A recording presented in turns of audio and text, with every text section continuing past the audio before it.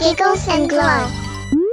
गर्विष्ठ बेडूक. एकदा एका तळ्याच्या काठी काही छोटे छोटे बेडूक खेळत होते. तेव्हा एक बैल तिथे पाणी प्यायला आला.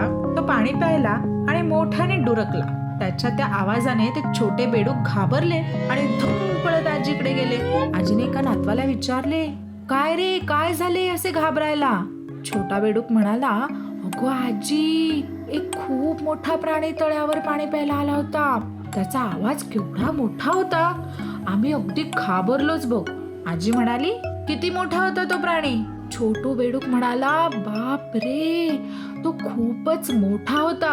आजीने आपले 4 पाय पसरले आणि गाल फुगवून ती म्हणाली, इतका मोठा होता? छोटू बेडूक म्हणाला, नाही ग आजी, तो खूपच मोठा होता. आजीने पुन्हा आपले गाल फुगवले आणि पोट फुगवून ती म्हणाली, यापेक्षा तो नक्कीच मोठा नसेल, होय ना?